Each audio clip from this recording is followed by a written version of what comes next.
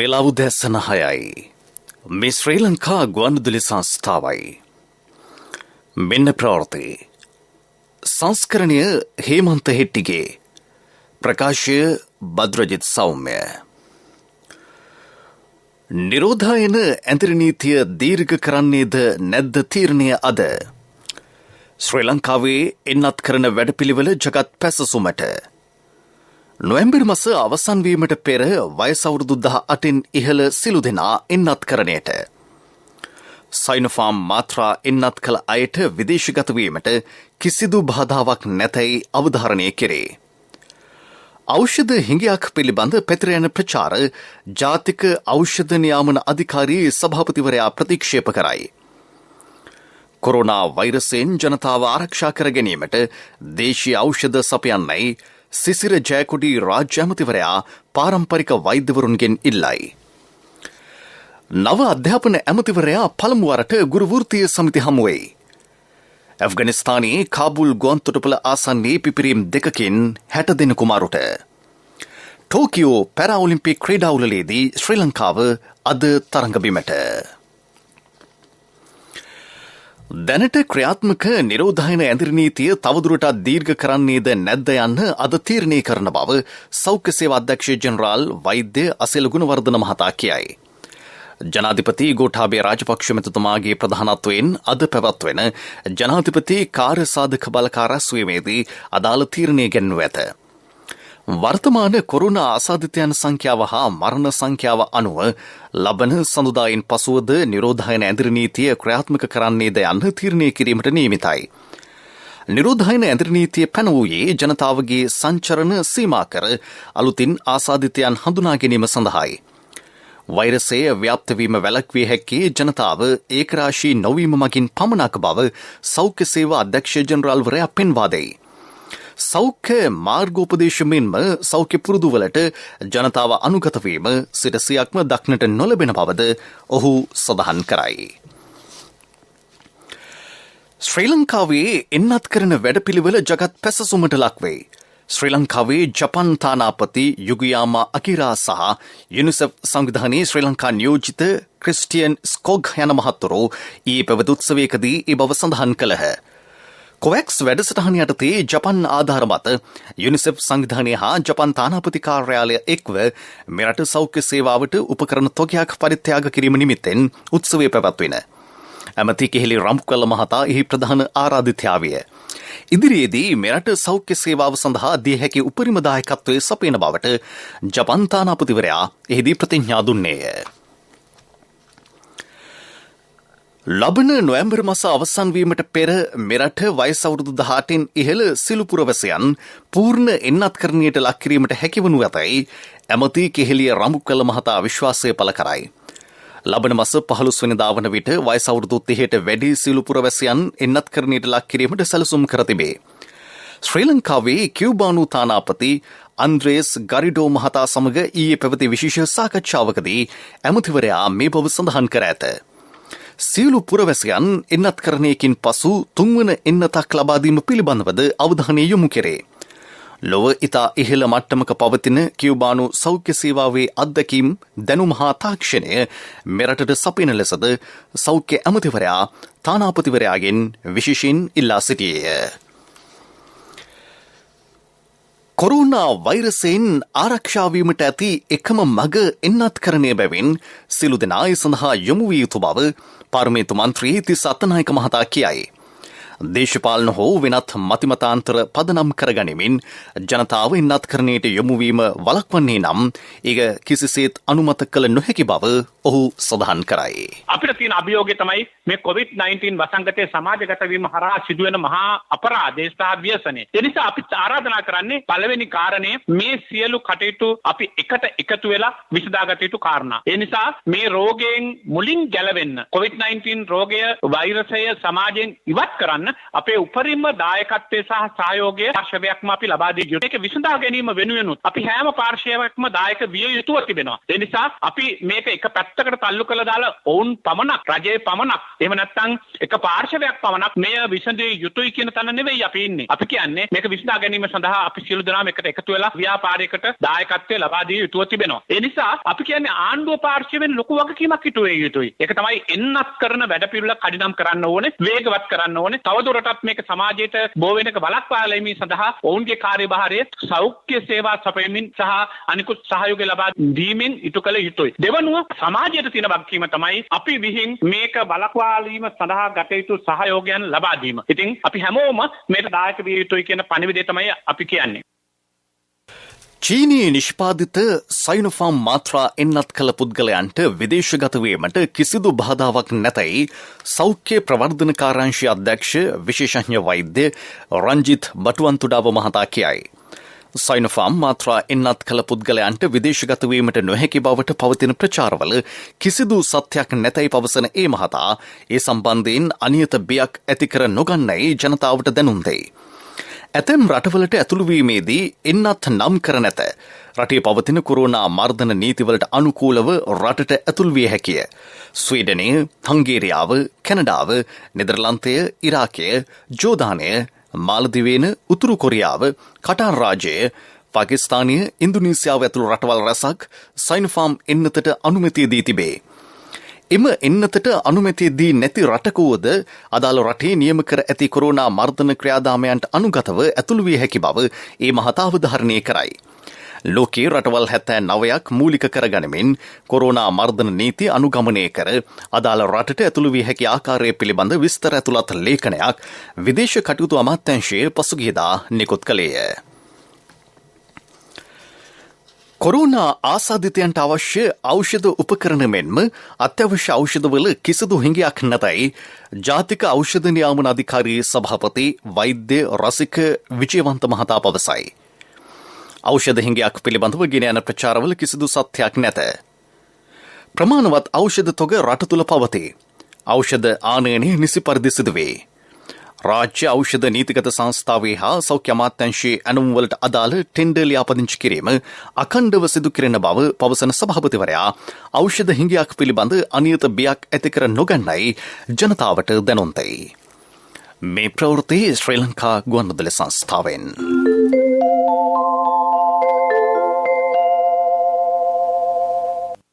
Corona වෛරසයේ ව්‍යාප්තිය හමුවේ ග්‍රාමීය ජනතාව ආරක්ෂා කර ගැනීමට පාරම්පරික දේශීය ඖෂධ වට්ටෝරු සැපීමට නොබියව ඉදිරිපත් වන්නයි රාජ්‍ය ඇමති සිසිර ජයකොඩි මහතා පාරම්පරික වෛද්‍යවරුන්ගෙන් ඉල්ලීමක් කරයි.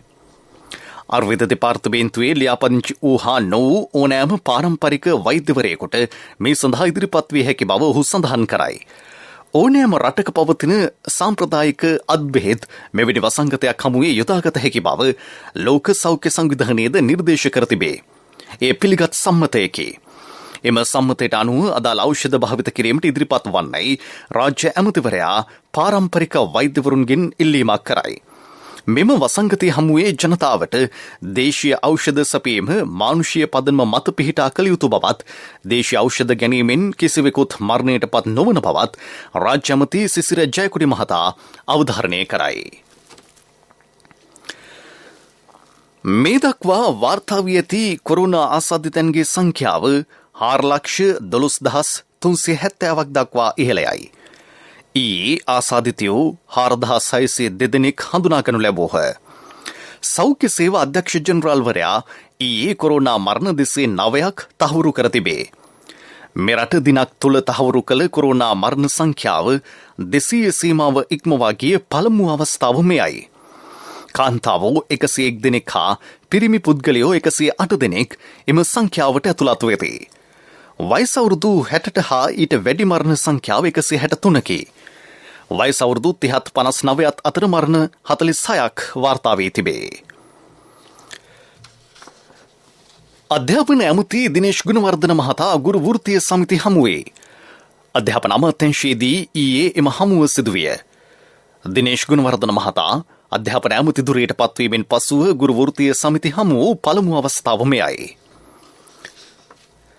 ප්‍රවීණ සංගීතවේදී සෝමදාස එල්විටිගල මහතා මියගොස් අදට වසර 31ක් සපිරේ. ගුවන් විදුලි වාදක මණ්ඩලයේ ප්‍රධානියා ලෙස ඔහු කටයුතු කර තිබේ. මොහොදු පුත්තු බක්මහ අකුණු ජනේලය ඇතුළු වේදිකා නාට්‍ය රැසකට ඔහු සංගීත අධ්‍යක්ෂණය කළේය. 1965 තිරගත වූ සුදෝ සුදු චිත්‍රපටයට සංගීත අධ්‍යක්ෂණය කරමින් සිනමාවට එක් වූ ඔහු සත් සමුදුර බින්රමලී පාරාවලලු බක්මහදීගේ වැලිකතර ආදී චිත්‍රපට 15ක පමණ සංගීත අධ්‍යක්ෂණය කළේය. සත් සමුදුර චිත්‍රපටයේ තේමා වාදනය හා එම ගීත අනු නිර්මාණය වෙනුවෙන් 1967 දී සෝමදාස එල්විටිගල මහතා හොඳම සංගීත අධ්‍යක්ෂකවරයාට හිමි සරසවි සම්මානයෙන් පිදුම් ලැබීය.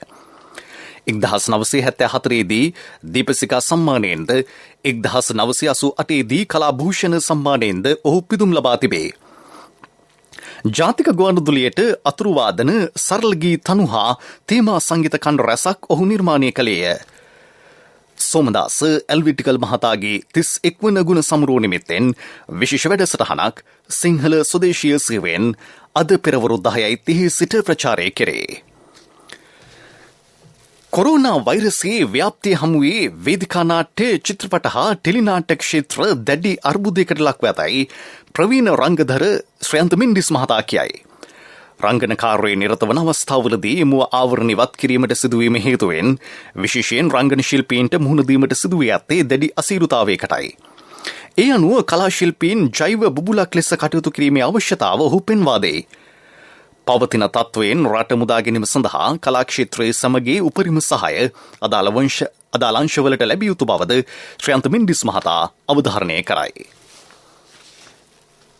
තෝලංගමුව මධ්‍ය විද්‍යාලයේ ආදි සිසුන්ගේ තෝලංගමුව තමයි ඉස්කෝලේ සමාජ ජාලා සංසදයේ සංවිධානය කරන රටක් එක් පහනක් එක පැතුමක් පහන් පූජාව අද රාත්‍රියේ පැවැත්වේ.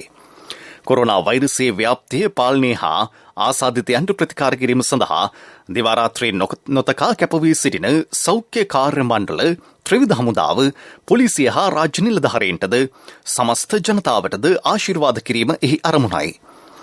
රාත්‍රී 7:27ට සෑම නිවසකම පහනක් දල්වා ආශිර්වාද කරන්නයි සංවිධායක කමිටුව සමස්ත ශ්‍රී ලංකාවාසී ජනතාවගෙන් ඉල්ලීමක් කරයි.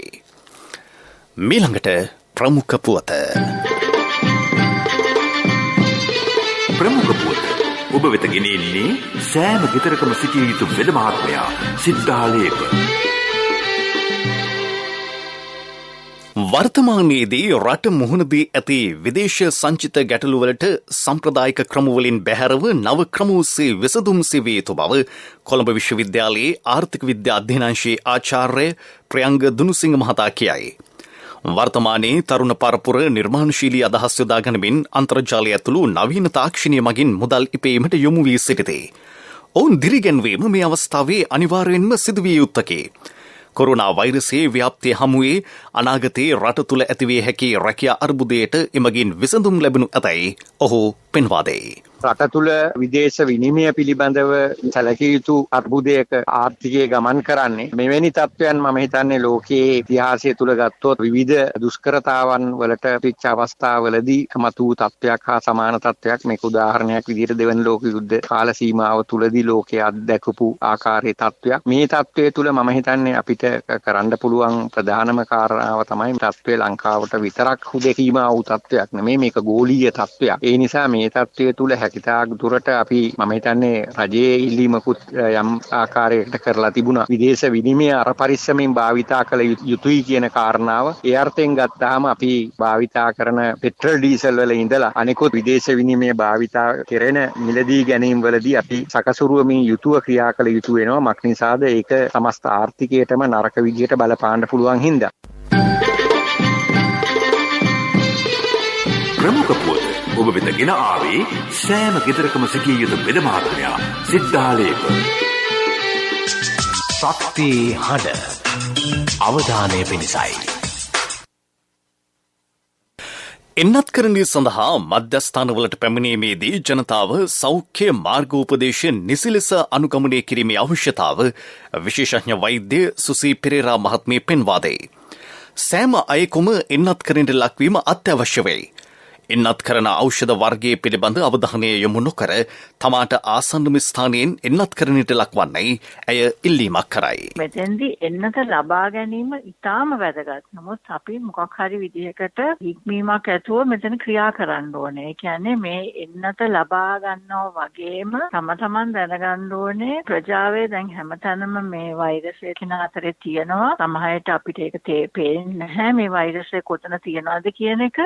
කාගාවද තියෙන්නේ කියලා තේරෙන්නේ නැහැ. ඒ හන්දා බොහොම පරිස්සම් වෙන්න ඕනේ. මේ මීටරේ නෙමෙයි මීටර් 2ක් පමණ දුරින් හරි ඉඳගෙන මේ එන්නත කොහොම හරි ලබා ගන්න කියන එක තමයි මේ වෙලාවේ අපිට කියන්න තියෙන්නේ. විදෙස් පුවත්.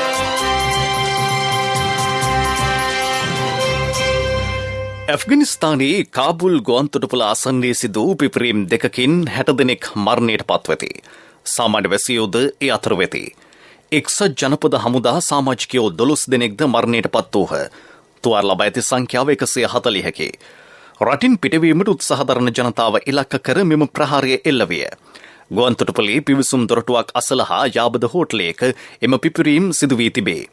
සංවිධානයේ ප්‍රහාරයක් එල්ල කරනු ඇති බවට විශ්වසනීය තොරතුරු ලැබී ඇතැයිද එම නිසා ගුවන්තොටුපළට පැමිණීමෙන් හා ඒ අසල රැඳී සිටීමෙන් වළකින්නයි බටහිර රටවල් තම පුරවැසියන්ට හා ඇෆ්ගන් වැසියන්ට අනතුරු අඟවා තිබෙනි. ප්‍රහාරයක් එල්ලුවද ඇෆ්ගනිස්තානයෙන් ජනතාව ඉවත් කර ගැනීම අඛණ්ඩව සිදු කරන බව ඇමරිකානු ජනාධිපති ජෝ බයිඩන් මහතා පවසයි. ප්‍රහාරයට වගකිවිය යුත්තන් අත්අඩංගුවට ගෙන දැඩි දඬුවම් පැමිණවීමට කිසිසේත් පසුබට නොවන බවටද ඔහු සහතික වෙයි. බ්‍රිතාන්‍ය අගමැති බොරිස් ජොන්සන් මහතාද ප්‍රහාරයේ තරයේ හෙලා දැක තිබේ. එම ප්‍රහාරය කාබුල් ගුවන්තොටුපළේ බ්‍රිතාන්‍ය හමුදා සිදු කරන මෙහෙයුම්වලට කිසිසේත්ම බාධාවක් නොවන බවද ඔහු අවධාරණය කරයි. වෙනසුවෙලාවේ බටහිර ප්‍රදේශයේ මෙරිඩා ප්‍රාන්තයට බලපෑ ගංවතුර හේතුවෙන් 16 දෙනෙක් මරණයට පත්වෙති. සහන කණ්ඩායම් පවසන්නේ මේගේ සංඛ්‍යාව තවදුරටත් ඉහළ යා හැකි බවයි. තවත් 17 දෙනෙකු පිළිබඳ කිසිදු තොරතුරක් නැත. සහන කණ්ඩායම් සහන කටයුතු සඳහා 1200ක පිරිසක් යොදවා තිබේ. පිරසර සංවර්ධනයක පුවත් සම්පින්ඩනය සංවර්ධන පුවත් ඔබ වෙත ගෙනෙන්නේ නවීන තාක්ෂණයේ බලමහිමය මෙල්වා QST අපේ රටේ අපේම දෙයක්. දෙහිවල දුම්රිස්ථානයේ සිට පානදුර දක්වා සමුද්‍රීය මාර්ගයේ දීර්ඝ කිරීමට මොරටුව විශ්වවිද්‍යාලය සිදු කළ මූලික ශක්තිතා අධ්‍යයනයේ මේ වන විට අවසන් බව ඇමති ජොන්ස්ටන් ප්‍රනාන්දු මහතා කියයි. ඒ අනුව දෙහිවල සිට පානදුර දක්වා කිලෝමීටර 17ක මාර්ග කොටස් ඉදිකිරීම කඩිනමින් ආරම්භ කෙරේ. වැය කෙරෙන මුදල රුපියල් කෝටි 3800කි. ඉඩම් හා දේපල අහිමිවන්නන්ට වන්දි ගෙවීම සඳහා රුපියල් කෝටි 2100ක් වෙන් කර තිබේ. කොළඹ ගාල්ල ප්‍රධාන මාර්ගයේ රථවාහන තදබදය අවම කිරීම සඳහා මෙම සමුද්‍රීය මාර්ගයේ ඉදිකරන අතර එහි අධීර 6ක් මේ වන විට අවසන් කර තිබේ. පිරසර සංවර්ධනයක පුවත් සම්පින්ඩනය සංවර්ධන පුවත් ඔබ වෙත ගෙන ආවේ මාසුන්නේ අපේ රටේ ඉන්න පුතා කීරේවලා තියෙනවා අලුතෙන් හදන ගෙදරටත් QST කම්බිම දාන්න කියලා. ඒක හොඳයි. මොනවාද ඉතින් ඔය QST කියන්නේ? අද ලෝකේ නවීන තාක්ෂණයෙන් තමයි QST කම්බි හදන්නේ. අපේ රටෙත් මෙල්වා QST කම්බි හදනවනේ. ශක්තිය අතින් ඉස්තරම්. මල කෑමත් ඉතාම අඩු මෙල්වා ගින්නකට භූමිකම්පාවකට වුණත් ඔරොත්තු දෙනවා. නවීන තාක්ෂණයේ බලමහිමය මෙල්වා QST අපේ රටේ අපේම දෙයක්. ක්‍රීඩා පුවත්. ටෝකියෝ පැරාඔලිම්පික් ක්‍රීඩාවලදී ශ්‍රී ලංකාව අද තරඟබිමට පිවිසයි. ඒ අනුව මහේෂ් හේමාල් ජයකොඩි ක්‍රීඩකයා රුවල් උරු ඉසව්වට අද සහභාගී වෙයි. පැරාඔලිම්පික් ක්‍රීඩා උළෙලක රුවල් උරු ඉසව්වක ශ්‍රී ලංකාව තරඟ වදින පළමු අවස්ථාව මෙයයි. සුරේෂ් ධර්මසේන ක්‍රීඩකයා රෝදපුටු ටෙනිස් පිරිමි සව්වට අද තරඟ වදේ. දුන්නින් විදීම මූලික වටය සඳහා සම්පත් බණ්ඩාර අද සහභාගී වෙයි. මෙවර ටෝකියෝ පැරාඔලිම්පික් ක්‍රීඩා උළෙලට ශ්‍රී ලංකාව නියෝජනය කරමින් ක්‍රීඩක ක්‍රීඩිකාවෝ 9 දෙනෙක් සහභාගී වෙති. ව්‍යාපාරික පුවත් ඔබ වෙත ගෙන එන්නේ ජාතික ඉතිරි කිරීමේ බැංකුවෙන් ඔබ වෙත ගෙනේන සියල් සපිරි ඇප් එක NSB Pay. ලක්සල අලෙවි මධ්‍යස්ථානයක් එක්සත් ජනපදයේ ආරම්භ කෙරේ. ඒ සඳහා වන ව්‍යාපාරික ගිවිසුමට කොළඹදී ඊයේ අත්සන් තැබෙනි. බතික් අත්‍යන්ත්‍ර රෙදිපිලි හා දේශීය ඇඟලුම් නිෂ්පාදන රාජ්‍ය අමාත්‍යාංශයේ පූර්ණ සම්බන්ධීකරණය හා දායකත්වය යටතේ ශ්‍රී ලංකා හස්ත කර්මාන්ත මණ්ඩලය ලක්සල ආයතනය හා බූම් ලංකා බතික් ඇන් ගිෆ්ට්ස් ආයතනය අතර එම ගිවිසුමත් සන්තිබිනේ. ඇමරිකාවේ ෆ්ලොරිඩා ප්‍රාන්තයේ මධ්‍යස්ථානය ආරම්භ කෙරේ. තවත් මධ්‍යස්ථාන 50ක් ඇමරිකාවේ සෙසු ප්‍රාන්තවලද ආරම්භ කිරීමට සැලසුම් කර තිබේ.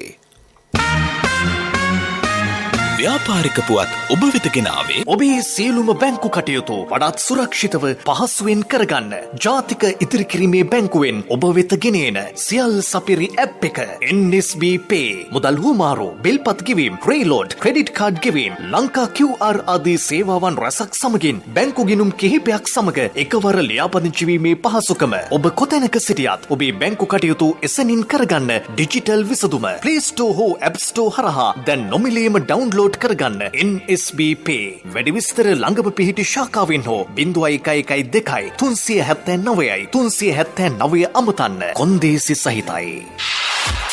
ආර්ථික පුවත් ආවරණය ඔබේ ඕනම අවශ්‍යතාවයකට සුදුසු මූල්‍ය විසඳුම් දෙන එන අය දියුණු වෙන අය එන LOLC සමූහය එන්න දියුණු වෙන්න.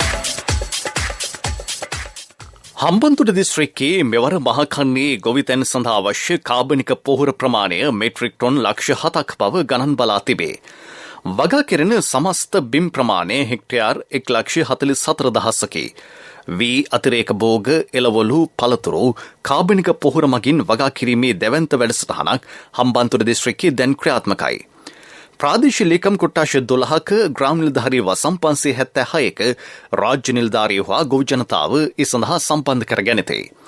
වී ගොවිතැන සඳහා පමණක් කාබනික පොහොර මෙට්‍රික් ටොන් 1900ක් අවශ්‍ය බව හම්බන්තොට දිස්ත්‍රික් කෘෂි කර්මාධ්‍යක්ෂ හේමන්ත අමරසිංහ මහතා ජාතික ගුවන්විදුලියට පැවසීය.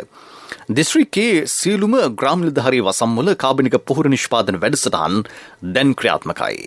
යුතුකම් වගකීම් එක්ක සල්ලි ඉතුරු කරන්න ලේසි නෑ. ඔබේ ස්ථාවර තැන්පතෝට ආකර්ෂණීය පොලියක් හා ආරක්ෂාවක් දෙන්න අපි පොරොන්දු වෙන්නේ ඒකයි. LOLC Finance ස්ථාවර තැන්පතු ඉතිරිය උතුරන්න. 2001 දෙසැම්බර් 13 වෙනි දින නීතිගත කරන ලද LOLC Finance PLC ICRA Lanka limited වෙතින් SLA ස්ථාවර ශ්‍රේණිය ලබා ඇත. 2011 අංක 42 දරන මුදල් ව්‍යාපාර පනත යටතේ ශ්‍රී ලංකා මහ බැංකුවේ මුදල් මණ්ඩලය වෙතින් බලපත්‍රලාභී මුදල් සමාගමකි.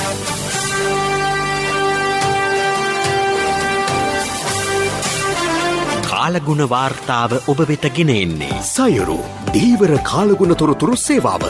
ඔබගේ ප්‍රදේශයට අදාළ කාලගුණ තොරතුරු නොමිලේ එසැනින් ඔබේ ඩයලොග් දුරකථනයට 828 අමතා ලියාපදිංචි වන්න. දීවර හා ජලජ සම්පත් දෙපාර්තමේන්තුව සහ කාලගුණ විද්‍යා දෙපාර්තමේන්තුවේ ඉදිරිපත් කිරීමකි. සයුරු සමග සොරැකීම. දෙවේනේ නිරිත දිග කොටසේ වැසි සහිත කාලගුණ තත්ත්වය ඉදිරි දින කිහිපයේත් බලාපොරොත්තු විය හැකි බව කාලගුණ විද්‍යා දෙපාර්තමේන්තුව සඳහන් කරයි.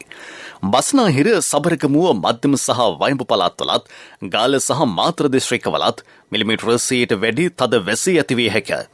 මධ්‍යම කඳුකරේ බටහිර බෑවුමේ උතුරු මැද සහ වයඹ පළාත්වලත් හම්බන්තොට සහ ත්‍රිකුණාමල දිස්ත්‍රික්කවලත් පැයට කිලෝමීටර 40-50 අතර තද සුළං ඇතිවීමට ඉඩ කඩ ඇත. ගිගුරුම් සහිත වැසි තද සුළං හා අකුණු මගින් සිදුවිය හැකි හානි අවම කර ගැනීමට අවධානය යොමු කරන්නයි දෙපාර්තමේන්තුව ජනතාවට දැනුම් දෙයි.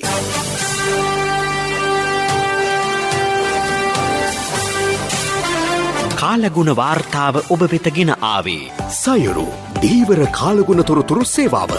ඔබගේ ප්‍රදේශයට අදාළ කාලගුණ තොරතුරු නොමිලේ එසැනින් ඔබේ ඩයලොග් දුරකථනයට 828 අමතා ලියාපදිංචි වන්න. දීවර හා ජලජ සම්පත් දෙපාර්තමේන්තුව සහ කාලගුණ විද්‍යා දෙපාර්තමේන්තුවේ ඉදිරිපත් කිරීමකි. සයුරු සමග සොරැකීම. දැන් දවසේ සටහන.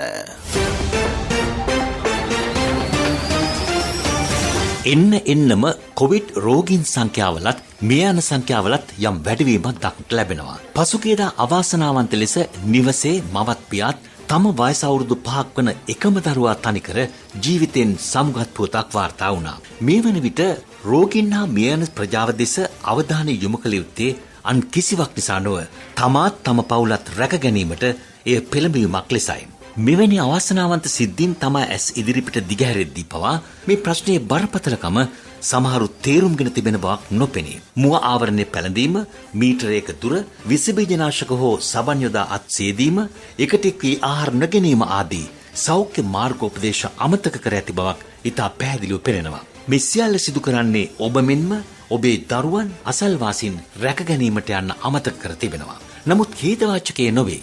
සෞඛ්‍ය නීති රීති උල්ලංඝනය කරන විට ඒවාට බොහෝ දිනෙක නිහඬව සිටීමයි. අප ඔබට ආරාධනා කරනවා මුව ආවරණය පළඳා නැත්නම් ඔහුට පෙන්වා දෙන්න.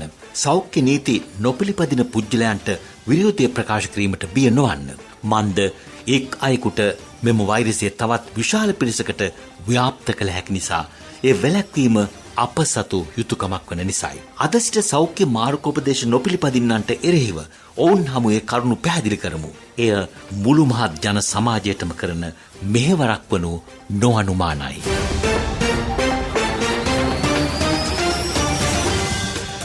යලි සිරස්තල නිරෝධායන ඇඳිරි නීතිය දීර්ඝ කරන්නේද නැද්ද තීරණය අද ශ්‍රී ලංකාවේ එන්නත් කරන වැඩපිළිවෙල ජගත් පැසසුමට නොවැම්බර් මාස අවසන් වීමට පෙර වයස අවුරුදු 18න් ඉහළ සිළු දෙනා එන්නත් කරණයට සයිනෝෆාම් මාත්‍රා එන්නත් කළ අයට විදේශගත වීමට කිසිදු බාධාවක් නැතයි අවධාරණය කෙරේ. ඖෂධ හිඟයක් පිළිබඳ පැතිර යන ප්‍රචාර ජාතික ඖෂධ නියාමන අධිකාරී සභාපතිවරයා ප්‍රතික්ෂේප කරයි. කොරෝනා වෛරසයෙන් ජනතාව ආරක්ෂා කර ගැනීමට දේශීය ඖෂධ සපයන්නේ සිසිර ජයකොඩි රාජ්‍ය ඇමතිවරයා පාරම්පරික වෛද්‍යවරුන්ගෙන් ඉල්ලයි. නව අධ්‍යාපන ඇමතිවරයා පළමු වරට ගුරු වෘත්තීය සමිති හමුවේ. ඇෆ්ගනිස්තානයේ කාබුල් ගුවන්තොටුපොළ ආසන්නයේ පිපිරීම් දෙකකින් 60 දෙනෙකු මරුට. ටෝකියෝ පැරාඔලිම්පික් ක්‍රීඩාවලදී ශ්‍රී ලංකාව අද තරඟබිමට. උදෑසන ප්‍රවෘත්ති ඉන් සමප්තයි. අපගේ මෙම ප්‍රවෘත්ති ප්‍රකාශය www.slbc.lk වෙබ් අඩවිය ඔස්සේද සවන් දිය හැකියි. මීළඟ ප්‍රධාන ප්‍රවෘත්ති ප්‍රකාශය දහවල් 12:45ට.